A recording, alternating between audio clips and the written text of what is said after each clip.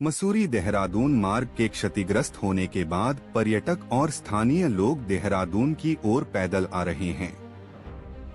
Valley bridge के पास मुख्य मार्ग बंद होने के कारण लोगों को नदी पार करके मुख्य मार्ग तक पहुंचना पड़ रहा है। तेज बहाव और बड़े बड़े पत्थरों के कारण यह कार्य कठिनाईपूर्ण और जोखिम भरा साबित हो रहा है। स्थानीय लोगों की एक टीम मौके पर पहुंची और उन्होंने यात्रियों की सहायता के लिए रस्सियां और हाथ का सहारा दिया। इस प्रयास से पैदल आने वाले लोगों को नदी पार करने में आसानी हुई। यात्रियों के चेहरों पर राहत और खुशी साफ देखी जा रही है। वहीं युवाओं के जोश और जज्बे की भी लोग सराहना कर रहे हैं। पर्यटक मनोज कुमार ने बताया कि वह 3-4 दिनों से मसूरी में फंसे हुए थे और अब उन्हें अपनी ड्यूटी पर लौटना था। उन्होंने कहा कि स्थानीय लोगों का कार्य अत्यंत सराहनीय है, क्योंकि वे सभी को सुरक्षित नदी पार कराकर मुख्य मार्ग तक भेज रहे हैं। स्थानीय निवासी सुंदर पुंडीर ने बताया कि उनकी टीम में लगभग 70 लोग शामिल हैं, जो अलग अलग क्षेत्रों में जाकर लोगों की मदद कर रहे हैं। उन्होंने अपील की कि इस आपदा के समय सभी लोग आगे आएं और जरूरतमंदों की मदद करें। स्थानीय युवाओं और स्वयंसेवकों का कहना है कि इस प्रकार की पहल से न केवल लोगों को तत्काल राहत मिलती है, बल्कि आपदा में सामूहिक प्रयास और मानवता की भावना भी उजागर होती है।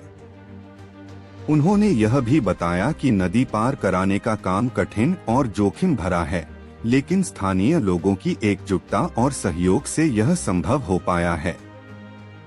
यात्रियों और स्थानीय लोगों की सहायता के लिए ऐसे सामूहिक प्रयास आपदा प्रबंधन का एक जीवंत उदाहरण हैं। लोग यह देखकर प्रेरित हो रहे हैं कि मुश्किल हालात में समुदाय का सहयोग और सहभागिता कितनी महत्वपूर्ण होती है। स्थानीय टीम का संदेश है कि संकट की इस घड़ी में सभी लोगों को एक दूसरे की मदद करनी चाहिए और जरूरतमंदों को सुरक्षित मुख्य मार्ग तक पहुंचाने में योगदान देना चाहिए। मनोज कुमार, मैं 3-4 दिन से मसूरी में था, फंसा हुआ था, लेकिन जाना जरूरी था ड्यूटी पे, तो आज पैदल पैदल वहाँ से यहाँ तक आया हूँ। और बाकी जो आसपास के लड़के हैं उनके सहयोग से ये पूरा टफ एरिया पार कर लिया। धीरे धीरे बस स्टैंड तक पहुंच जाऊंगा। लगभग कितने किलोमीटर चलेगा पैदल? ये समझ लीजिए मसूरी कितना किलोमीटर यहाँ से 18-20 किलोमीटर है यहाँ से। वहाँ से पैदल आ रहा हूँ और पहुंच ही जाऊँगा धीरे धीरे। रास्ते में काफ़ी परेशानी हुई है? परेशानी तो हुई है, लेकिन हम पहले से खुद भी ध्यान रखते हैं फिटनेस का, और भी इतना चलना पड़ जाएगा तो कोई इशू नहीं है। लेकिन ये है कि पहाड़ का रास्ता है तो जानलेवा ही रिस्की है बहुत ज़्यादा, लेकिन पार कर लिया बस। Thank you. रास्ते में कई जगह मलबा है, कई जगह हाँ रे, पूरा जगह टूटा हुआ है। किसी को आने जाने की सलाह मैं नहीं दूंगा, क्योंकि बहुत टफ रास्ता है। गाड़ी का तो रास्ता है ही नहीं है बिल्कुल भी, बहुत मुश्किल है इस पर ट्रैवल करना। आप आए तो जब मौसम सही हो जाए, रास्ता सही हो जाए तभी आना, ठीक है। कैसे काम कर रही है आपकी टीम? आपके सामने आप तो देख ही रहे हैं, हम सुबह से लगे हुए हैं यहाँ पर और लोगों की मदद कर रहे हैं, और रस्सियाँ भी डाल दी हमने ताकि आदमी आर पार हो जाए, और पानी भी लोगों को दे रहे हैं, और सारे लड़के खड़े हैं। सारी टीम हमारी पूरी लगी है। हमारे से जो हमसे मदद बन रही है हम कर रहे हैं, और लोगों को सुरक्षित जगह पहुंचाने की हम कोशिश कर रहे हैं।